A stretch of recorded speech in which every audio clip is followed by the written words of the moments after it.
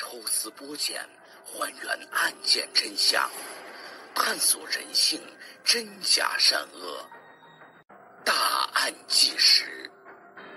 今天为大家讲述杨新海特大系列杀人案。2003年11月18号清晨，河北省邢台县祝村镇李道村，一栋砖包皮的土房，孙胜奇和孙爱军两兄弟爬上了房顶，抡起了锄头。他们想把这栋房子给拆了。两兄弟刚扒了一个房角，天上就淅淅沥沥地下起了雨。孙胜奇流眼泪了，他拉了一把弟弟说：“等天晴了再拆吧。”他们为什么要拆这栋房子呢？事情起因是3个多月前的一个晚上，他们俩人的哥哥孙胜军、嫂子李树枝还有15岁的侄女被人用斧头砍死在这栋房子里。孙胜奇说，自从发生了那件事，邻居经过这栋房子都害怕，干脆拆了算了。孙胜军一家是被杨新海杀死的。杨新海又叫杨柳、杨之牙，1968年7月17号出生，身高1.58米，初中文化，河南省驻马店市正阳县汝南富乡张家村杨桃庄东队人。在2003年11月3号的时候，他在河北沧州落网。5号晚上，他初步交代了自己的犯罪情况。据他自述，2年间他在安徽、河南、山东、河北4省杀人作案22起，杀死65人，重伤5人，强奸23人。其中河北作案2起，山东作案1起，河南作案17起。在这22起案件里面，不少都是灭门案。这系列特大杀人案被定为公安部2003年1号挂牌督办案件。孙胜军一家3口被杀，是杨新海被抓获之前所犯的倒数第2桩案件。他们的尸体是2003年8月5号被发现的。当天早上8点来钟，孙胜军的母亲做好了饭，来到儿子家门前，看到栅栏门还锁着，老人隔着院墙喊了几声孙女的名字：“圆圆，圆圆。”但是没见答应。而平时圆圆总是起得很早。于是老人来到屋后的楼房，喊起了孙子孙洪波和外孙张斌。孙洪波那天没和父母妹妹一块住，这让他躲过了一劫。据老人回忆，孙子走得很快，先进了自己家门，然后立刻跑了出来，哭着喊道：“打死人了，我妈死了！”老人赶紧往院子里面跑。刚跑到院子中央，我就昏倒了。老人说没过多久隐约有了感觉，又爬起来，刚想往屋里走，又摔倒在地上。我几乎是爬着进屋的，看到屋里被翻得乱七八糟，地上满是衣服。老人来到儿子儿媳的床前，掀开被子，看见儿媳妇的头朝里侧着，满头都是血，血已经凝在头发上干了。老人也哭起来，跑到院子里面大喊救人。院子里很快聚了一堆乡亲，但是没有人敢靠前。老人后来回忆说当时一着急，没到屋东头孙女的床边看，也没见到儿子孙胜军，还以为儿子和孙女被绑架了。乡亲们越聚越多，孙胜奇也跑来了，是他第一个留心到了床旁边搭着的床套。孙胜奇回忆说，我当时脑子全乱了，我想坏了，孙胜奇把床套掀开，看见自己的哥哥孙胜军蜷着趴在地上，后脑流出了脑浆。孙胜奇把尸体搬过来，发现哥哥的右眼处被砍了，满脸是血。这时候孙胜奇想到了侄女，一开始还不敢去看。后来呢，孙胜奇还是跑到侄女的床对着的窗台，不知道是拉着窗帘还是蒙了被单，孙胜奇看不到，于是拽了旁边的一把梯子踩上去往里看。眼前的事实证实了孙胜奇的预料，侄女仰身躺在床上，下身没有衣服，两条腿半搭在床沿上。邢台警方材料显示，案发后的尸检情况是，孙胜军头部多处被犯罪分子用钝性物体击打，导致开放性颅脑损伤死亡。李树枝被犯罪分子用钝性物体击打头部，用钝器割断颈动脉，系颅脑损伤死亡。孙媛媛被犯罪分子用钝性物体击打头部，致使颅脑损伤，用剪刀割颈勒颈死亡。同时孙媛媛被杀之后有被奸尸的现象。大约1个小时之后，驻村镇派出所和邢台县公安局的干警赶到了现场。在院子里面，警察发现了一副带血的线手套。事发2天之后，孙胜奇在屋门口的一块石板下又发现了一副手套。据犯罪嫌疑人杨新海交代呀，这2副手套的确是他当时遗留在现场的。在事发现场，警方还发现了作案工具，一把斧头。据后来杨新海所交代，那把用来砍人的斧头正是当天晚上从那个村子的一个村民家里边偷的。关于孙胜军及其妻子女儿被杀一案，邢台县公安部门定性为抢劫、杀人，伴有性侵犯。对于杨新海杀人的动机呀，孙胜奇说，可能是劫财，因为家里边写字台原本锁着的抽屉被撬开了。后来杨新海供述说，在案发当天晚上之前的一个晚上，杨新海曾经骑着自行车从邢台市来到了李道村，进入孙家，并且进屋摸了摸孙胜军的衣兜，见没有钱就走了。第二天呢，他又骑着自行车来到李道村，把自行车远远地放在村边，从田地里走进村里，估计孙胜军一家人都睡了，这才进到院子里。孙家院子的一角搭有黄瓜架，杨新海在黄瓜架底下大约躲了50分钟，听见孙胜军打起了呼噜，才进屋下了毒手。但是作案当晚他翻了半天还是没翻到钱。出事之后，李道村很多村民家的院墙呈现2截，下边一截大概2米左右，这砖明显很旧，上边一层都是齐刷刷的新砖，大概1米左右。村民们说上面的院墙都是新垒的，孙家出事以后1、2天之内，全村人都垒高了院墙，村里人晚上都不敢出门了。除了垒高院墙之外，几乎家家都安上了防盗门和防盗窗，再热谁家也不敢不关门就睡觉了。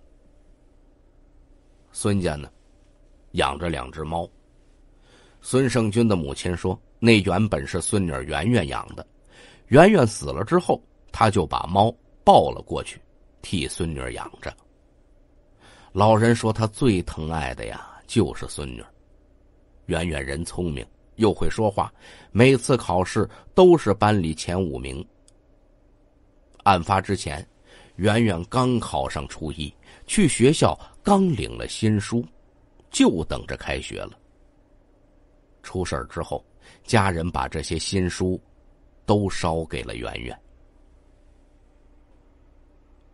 孙洪波是孙胜军家的幸存者，父母被杀之后，他不敢一个人回家了，住到了叔叔孙胜奇家。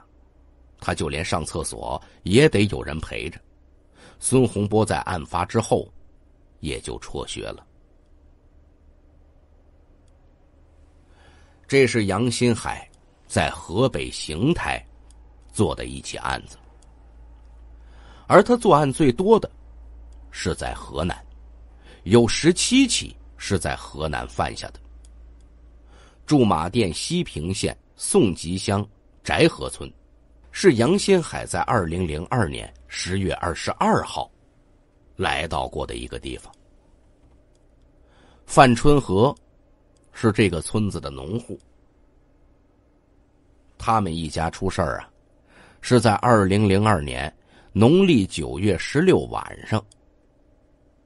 但是直到第二天傍晚，范家的惨剧才被发现。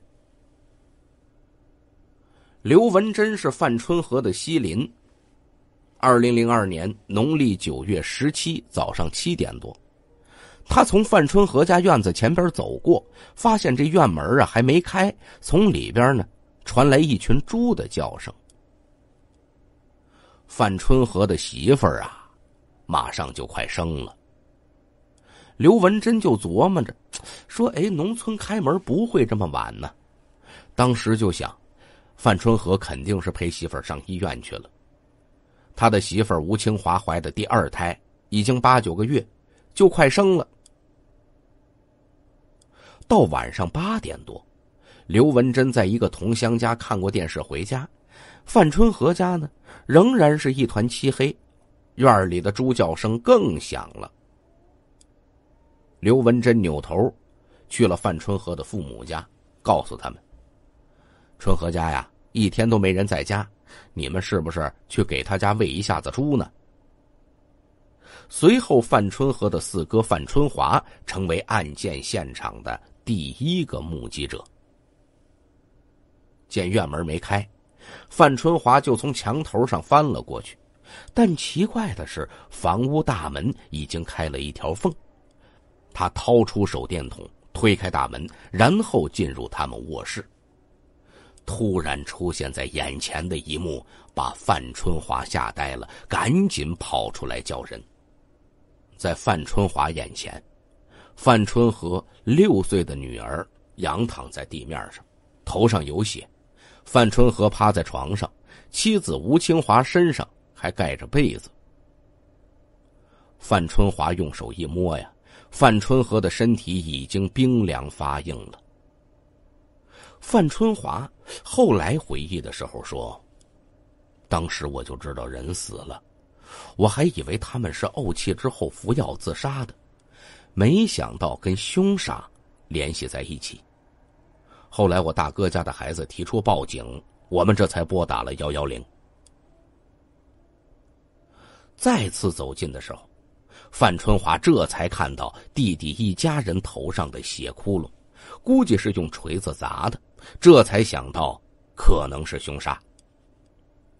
宋集派出所民警接到报警之后，随后西平县刑警也到了现场。刘文珍回忆说，警察在搬他们的时候，我听见清华哼了一声，当时在场的人呢都听到了。就在警察把3个人往车上搬的时候，大家发现清华并没有死。事后吴清华住院45天，终于被抢救过来，但是肚子里的孩子流产了。吴清华抢救过来之后，额头上深深地凹下去一块，左眼也残疾失明。对于案发当夜发生的一切，吴清华浑然不知。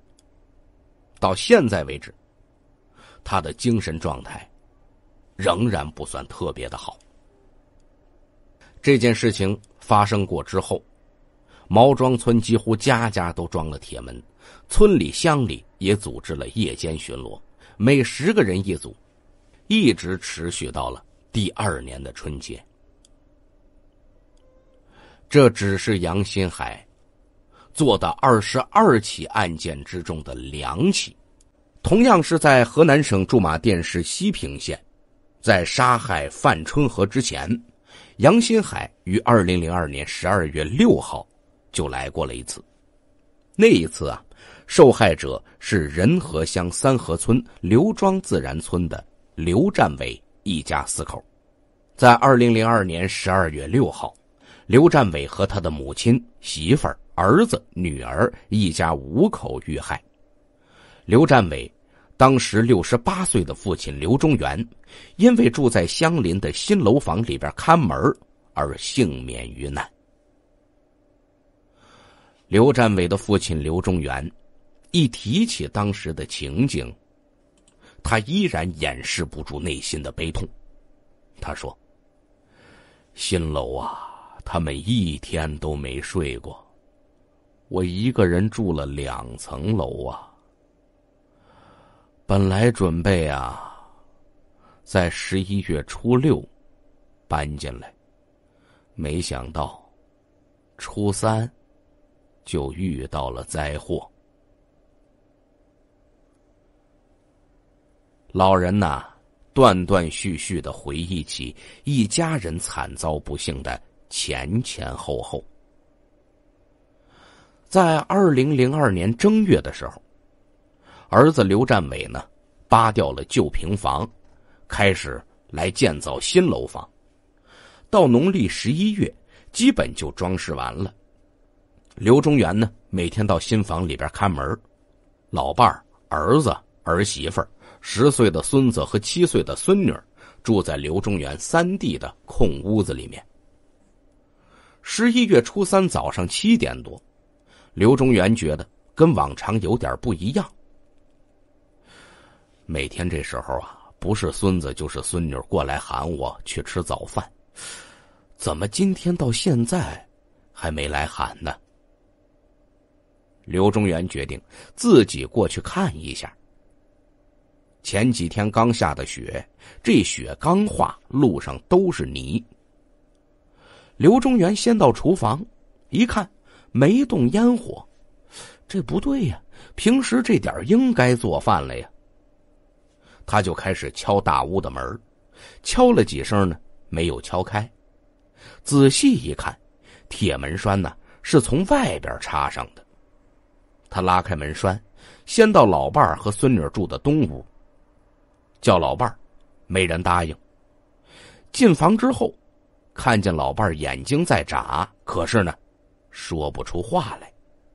孙女的头上有个血窟窿。刘中元赶紧叫人说一家人被害了。刘中元的侄子刘刚平听说以后啊，以为是他们中毒了，就赶紧跑进西屋叫刘占伟，没人答应。刘刚平掀开被子一看，刘占伟呢睡在外面，他媳妇儿睡在里面，男孩睡在中间，脸上布满了血迹。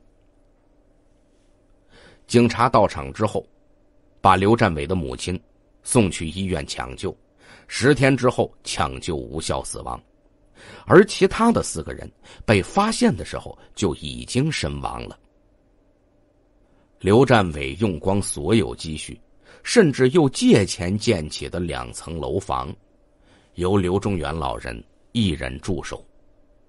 屋子里面呢没什么家具，底楼西屋里一张单人床，就是老人的卧榻。老人回忆说，出事的时候，新屋的大门还没装呢，只是用帘子拉在门上。我们还商量，这1、2天呢，就把门窗都装好了，赶在11月初6这个好日子搬进来。没想到，他们一天也没住上。我一个人呐，过得多难呐！啊！老人说呀，自己经常做梦，梦见孙子和孙女，醒来之后却只有自己一个人独处。在2003年的8月8号，也就是杀害孙媛媛一家3口之后的第3天，杨新海又来到了石家庄桥西区东梁乡村。在杨新海涉嫌所犯系列杀人案件中，88血案是被有关部门认定的杨新海涉嫌杀人案中的最后一起。那一天，杨新海一共杀害了5个人。被杨新海杀害的是魏宪增一家。魏宪增一家呢，本来是河北邢台内丘县金店镇魏家屯村的人，他们是当年春节之后才搬来的东梁乡村，租了4亩多地种蔬菜。和附近其他10多家菜农一样，为了省钱和种菜方便，魏氏夫妇呢，从附近的垃圾堆里捡来砖头，搭起了3间小屋。来自邢台龙窑的张民是魏家的邻居，每天早晨5点来钟，他都和魏宪增一块儿骑着3轮车去石家庄市区里边卖菜去。8月8号早晨的时候，张民呢像往常一样呼唤魏宪增，可是魏宪增没有回应。张民还在那儿琢磨呢，这老魏平常睡觉没这么死啊。赶紧跑到东头的魏慎林家敲门说，我叫不醒魏宪增，也看不清屋里，你家有手电，咱们一块儿去看看。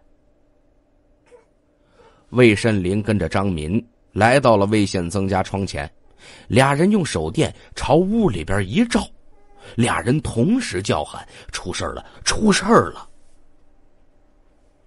一位菜农回忆了当时的案发场景，他说，太让人难受了，我3天都没睡着觉啊。大床上，魏宪增和他媳妇儿还有他儿子魏玉斌仨人头朝西，朝里侧卧着身子，就穿着短裤，身上和头上全是血，搭在他们腿上的被子也都是黑红红的一片。在西边一间的小房里魏宪增的俩闺女仰在床上，身上没穿衣服，头上全是血，俩人的腿朝床下耷拉着。另一位菜农则回忆说，当时魏宪增家的屋门上方有一个大约半平米左右的窟窿，围观的人呢，有的认为凶手是从窟窿钻进去的，有的认为不可能。为什么呢？从上边钻进去动作太大，肯定会把魏宪增这一家人给吵醒了。事后，据有关人士透露，石家庄警方勘验现场的分析显示，魏宪增一家5口是被锤子猛烈击中脑部致死，2个女儿魏玉芝和魏玉慧都有被奸尸的痕迹。刚刚提到的魏慎林夫妇提到这事儿还在那儿说呢，我最心疼的就是魏家3个孩子。魏宪增的小女儿魏玉慧平日叫我干妈，特别讨人喜欢。玉慧今年春天应该读初中了，但因为身体不好休学了，这才从邢台来到石家庄，跟他爸妈一块儿住。出事以前呢，魏玉斌刚刚收到了邢台县东庞煤矿育才中学的高中录取通知书，之前一直在紧张复习，这不好不容易出来透透风，就从邢台来到石家庄，来看看2月没见着的爹妈。这孩子，真不该来在短短几年时间之内，杨新海以极其残忍的手段犯下了多起滔天大案。咱们来盘点一下，他在河北作案2起。2003年8月5号，在邢台县祝村镇李道村杀死3人，强奸1人。2003年8月8号，在石家庄市桥西区东梁乡村杀死5人，强奸2人。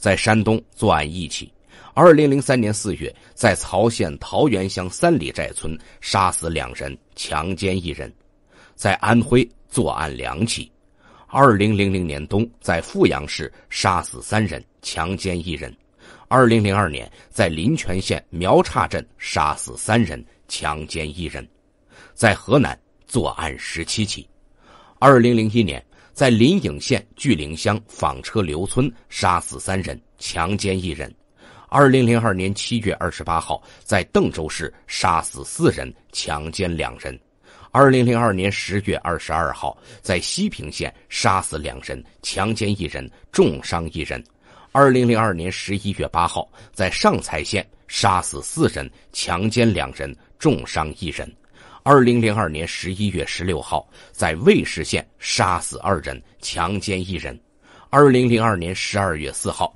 在鹿邑县杀死2人，强奸1人，重伤1人；2002年12月13号在鄢陵县杀死3人，强奸1人；2002年12月6号在西平县杀死4人，强奸2人，重伤1人；2003年1月27号在通许县杀死3人，强奸1人；2003年2月5号在襄城县杀死3人，强奸1人，重伤1人；2003年春在西华县杀死4人，强奸2人；2003年3月23号在民权县杀死4人，强奸1人；2002年下半年在临颍县南石桥乡东边一个村子里杀死2人；2001年冬天在平顶山叶县县城东南的一个村子里杀死2人；2001年秋天在周口市西华县康楼乡一个村子里杀死2人；2002年夏天在周口市福沟县柴岗乡一个村子里杀死4人，强奸1人；2002年冬天在信阳市与正阳县的大林乡交界处的一个村子里，一个卖烟酒的老人被杨新海用八角锤打击头部，是否被打死不清楚。根据警方的统计，杨新海在短短几年时间之内作案22起，杀死67人，强奸23人。那么咱们来说说这个杨新海为什么会如此的穷凶极恶呢？在杨家呀，杨新海并不是第一个被枪毙的人。第一个被枪毙的是杨新海的爷爷。杨新海的父亲杨俊官拒绝说出那个让他想起来就发抖的名字，他只知道他的父亲在解放之前为乡里边做保长。1949年正阳县解放之后，杨俊官的父亲很快被抓了起来，在一个民怨沸腾的早上，和乡里的地主恶霸一起，在离杨桃庄不远的汝南富街上被公审公判后处决。当时15岁的杨俊官和母亲姐姐躲在家里边，大气儿不敢出。不到1个月的时间，他的母亲也在惊惧中去世了。杨俊官说他父亲没做过什么坏事，可通过走访乡邻得知，这杨俊官的父亲可没少做过坏事。据村子里的一个老人回忆说，杨俊官的父亲一直帮国民党抓壮丁，很多人有去无回呀。父母双亡之后，杨俊官跟姐姐呢相依为命，饥饿贫困，他这一辈子没跟人拌过嘴，没跟人打过架，日子呢也是过得稀里糊涂，甚至是哪一年结婚的也忘了，就记得是20岁左右的时候。跟他结婚的是邻村的姑娘张小云，小云是乳名，她没大名，跟了杨俊官之后就叫杨张氏。这杨张氏一共生了6个孩子，最喜欢的就是1969年的杨新海。杨张氏回忆说海儿在儿女中最聪明，小时候就柔弱的跟个女娃娃似的。在村民零散的记忆中啊，杨新海小时候乖巧听话，特别腼腆。放学放假一回到村子里，见到老人会站在路边问候几句，乡亲们呢也都喜欢这孩子，愿意跟他玩。他是村子里第一个高中生，画画画得特别好。当然，村子里的人判断这画画得好还是不好啊，就一个标准，画得像不像。村民王嫂还记得，那时候一到年底啊，杨新海家里边总是挤满了求画的人。杨新海呢，画虎画得特别好，上山虎、下山虎不一样。他说起来呢，也是头头是道，大家也都特别佩服。对于杨俊官来说呢，也感觉特别满足。咱村第一个高中生是我儿子，一到年底都来求我儿子画画。在杨家呀，从来没出过这样被别人所需要的人。甚至杨新海落网之后，杨俊官向各路记者提到最多的还是说他画啥像啥。能在粗糙的白纸上边画几只好看的老虎，这事儿并没有改变杨新海的命运。杨家呢，不是不注重教育。解放之前，杨俊官的小富农父亲还不忘一年呢花上好几斗的粮食，送他们去附近大户人家办的国民小学读书。即使到现在，杨俊官提起毛笔还能很流利地写自己的名字。当有了儿女之后呢，杨俊官最大的理想就把他们拉扯大就完了。而对子女的教育，杨俊官采取了自生自灭的方式。6个孩子里面只有杨新海读到高中。他从小读书认字，上小学报名，老师看他识很多字，让他直接从2年级读的。这些事儿啊，都让杨俊官很自豪。但生活呢，还是很窘迫。被抓之后的杨新海曾经告诉媒体说，很感谢管教给他买了2身新衣服，从来没人对他这么好过，哪怕他的父母。杨新海小时候几乎没穿过新衣服，衣服都是哥哥淘汰了给他。当然了，在那个年代嘛，别说那年代，包括我们这个年纪80后啊，小时候也是很多都是哥哥姐姐淘汰的衣服，穿的也挺好，对吧？在14、15岁的时候呢，杨新海啊，升入了18里外的油坊店乡高中。学校的伙食呢，他吃不起。在一个堂姐家的过道里，杨俊官给他支了个小煤炉，每个月呢送粮食送咸菜，让他自己做饭吃。杨俊官也知道儿子很憋屈，但没办法啊，家里没钱呢。他的学杂费和书本啊，大部分来自老师的资助，他的成绩也开始变得大不如前。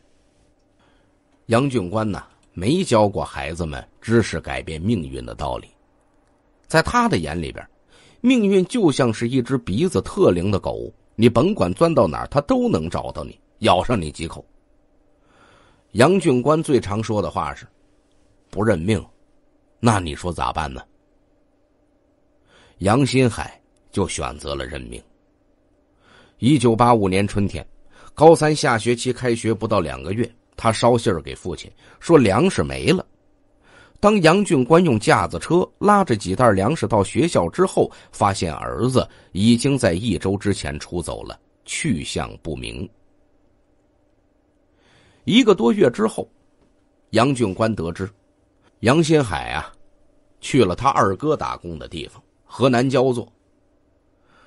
这老二杨新和在煤矿一天挖8个小时的煤，收入呢是7毛钱，这在杨新海看来是笔不小的收入。杨新海试着在煤矿上帮工，杨新和后来说，那可能是海儿这一辈子最开心的日子。每到收工的时候，工友们总是吆喝杨新海来两句，他呢就在人群里边放声高歌。但是几个月之后，他又离开了哥哥。1年之后，他写信说到了太原。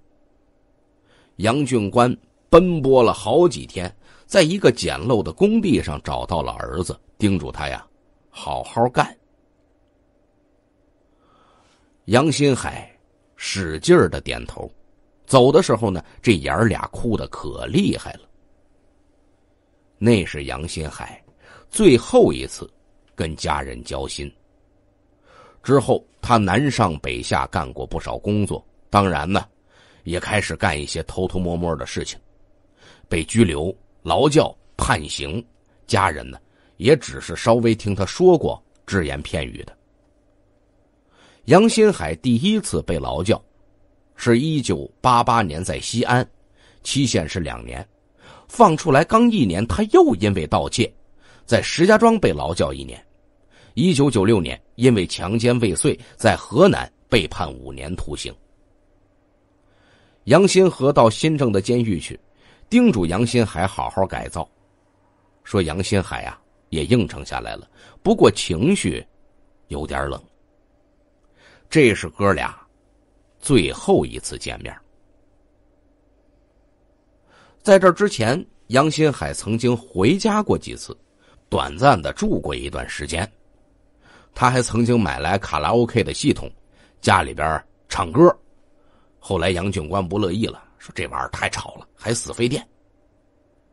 每当外人不在场的时候啊，杨俊官和几个儿女都想跟杨新海叙叙旧，说说心里话。但是杨新海已经不是那个像女孩一样腼腆的孩儿了。杨新河说，我们不敢问他的事儿，问急了他就发火，凶得很。他只是隐约听村民说，杨新海啊曾经跟他们抱怨，说在外边没人抬举他，处处受白眼，劳改场里边受了很多罪。后来呢，杨新海也不回家了，他们之间的联系啊也就越来越少。直到进入2003年，当地开始流传杀人狂的消息。正阳县警方曾经一度公告市民夜晚不要外出。多年流荡在外的杨新海成为了重点怀疑对象。几名警察上门抽检杨俊官的血，他吓得几个晚上没睡着，隐约的意识到孩儿可能是出事了。2003年11月中旬，在河北与天津交汇处一个工地干活的杨新河，看到3弟连续几天成为了燕赵都市报的头版人物，慌忙赶回了老家。后来呢，杨俊官呢也想看看杨新海，被告知说当事人不想见家人。当杨新海被押回河南漯河之后，杨俊官找过去还是没见到。关于儿子杀人的一切，杨俊官都是从外边从别人那儿打听到的。2004年2月，杨俊官给杨新海准备了2套新衣服，送到了漯河。